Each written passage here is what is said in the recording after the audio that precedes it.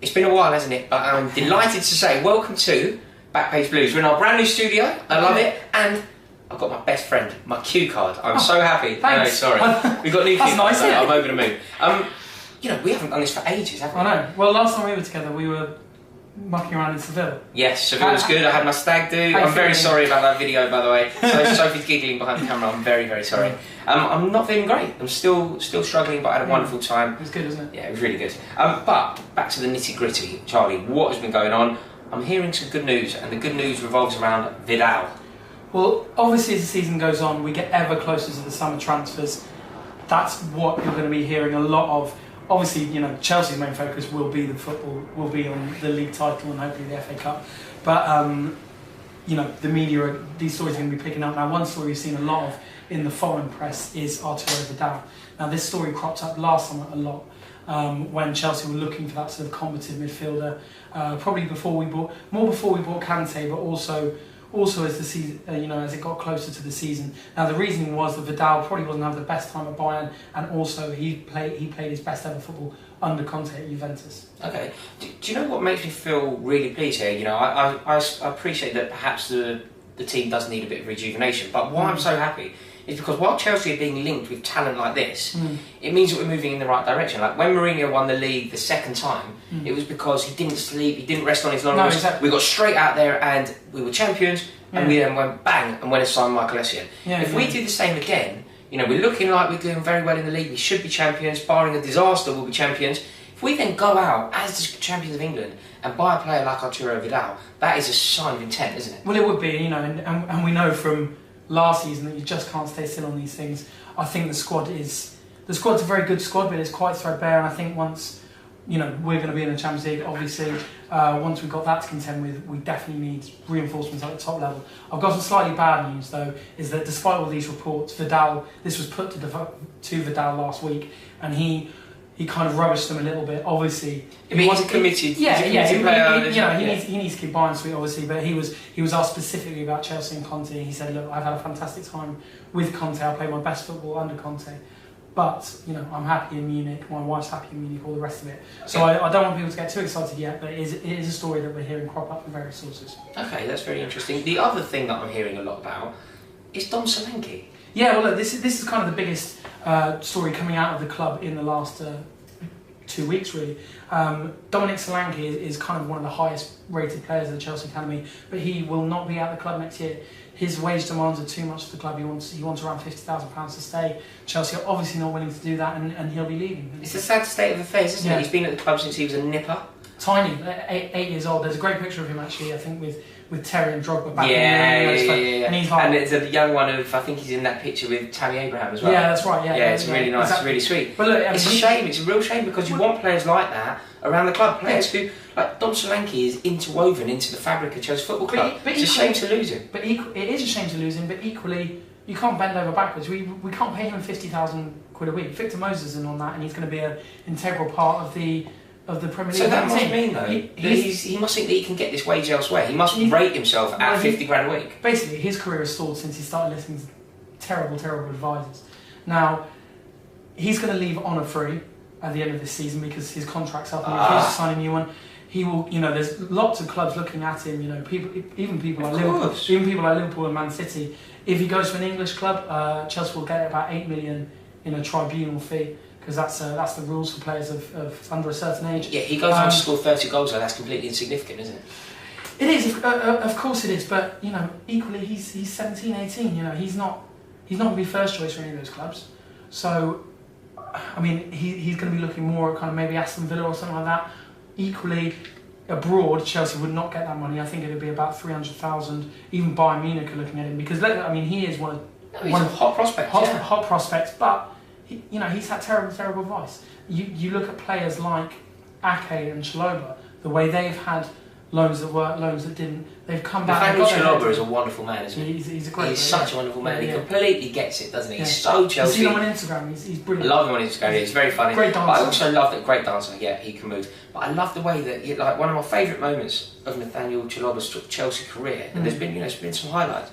But I would go, you know, when he went over to Aguero after that challenge, he really does seem to get it. He basically feels like he's me, he's you watching, he's you, he's Sophie Cosmo. Like, he's just one of us who like get out there and do the right thing. Absolutely, and look, him and Ake, they're not on big contracts at all.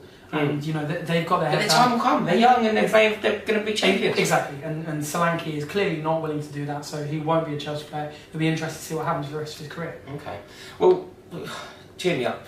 We're going to win the league. I think so. We got Manchester United in the cup. That wasn't ideal. Well, no, but you're going to have to face those teams at some point. And it's at home, though. The last Manchester United game at the Bridge went pretty well, didn't it? Yes. So look, I mean, look, Premier League.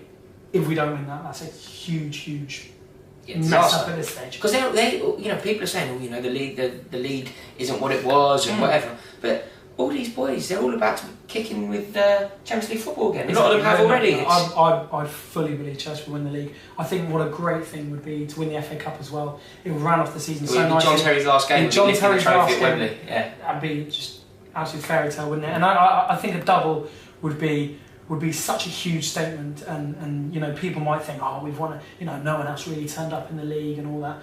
But if you win the double, no one can dispute. No, absolutely, and there's no reason why we can't. I feel like we're in a good position. Yeah. Right, we should step to your questions. I'm really am looking forward to this. We haven't had enough interaction lately. Thank you so much for your questions. They all came in on Twitter. Let's step to it. Go on. Right, first question comes in from Raoul Chris. Cheers for your question. He's I like the question, and I hope you're correct. Basically says a Kante Verratti pivot next season. Ha! That's ambitious, isn't it? I mean, look, Marco Verratti has been linked with a lot of clubs. He's been linked with a move away from PSG. Those noises have quietened a little bit. Obviously, we saw them having such a great game against Barcelona. Yeah. They'll be going through to the next round. He'll be a highly coveted player. I'm not sure he's going to be at Chelsea. I think he'd be a wonderful signing. Him and Kante, the energy in that midfield is sight to behold. They've not the height, you know, without wishing to dig out short people raw. Yeah.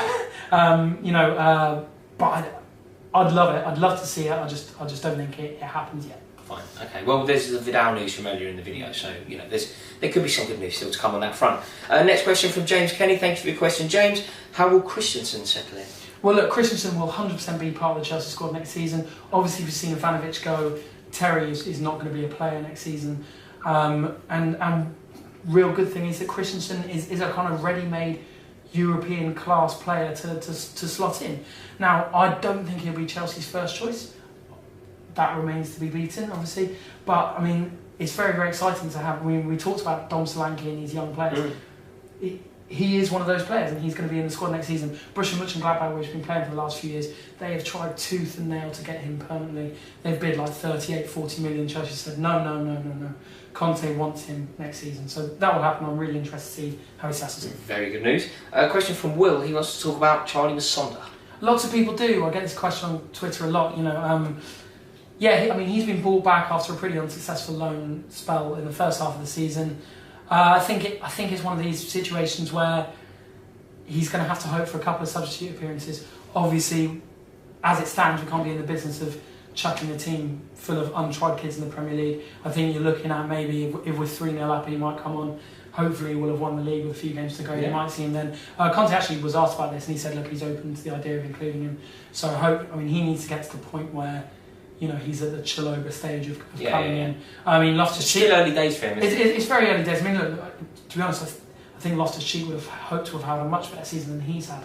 So I think he'd probably be... Played well when he's had a chance after Loftus-Cheek. I thought he did very well. He has. Yeah, I think his problem is he doesn't really fit into this system, so that's something he's going to have to look to change. But in terms of Masonda, he's part of the squad. He's training with the first team. So that's where it stands at the moment. Very nice. And our last question here is from H.A. I hope I've pronounced that correctly. I don't see how else it could be pronounced. He wants to know, Luke Shaw out of favour at Manchester United, perhaps? Yeah. Do you think he's a good option for Chelsea Football Club? Well, he's been completely frozen out by Mourinho at the minute.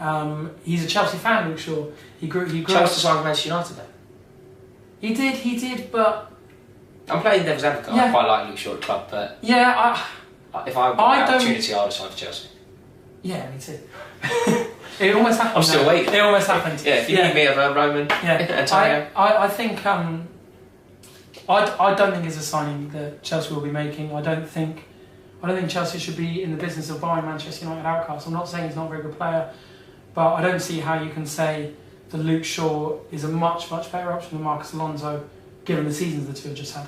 Now, Luke Shaw, his pros would be he's younger, he's English. Which probably not better than Ake. Which we're going to be losing a lot. I mean, I see Ake more where Cahill plays. Yeah. For the minute. It's an interesting one. He's going to be a player that's going to be clearly up for grabs, but it's not something I see Chelsea making as it stands. There we go. Thank you all so much for your questions, and do us a favour, if you haven't subscribed to this channel, please do it right now, and if you enjoyed this video, give us a like. Go on, you guys.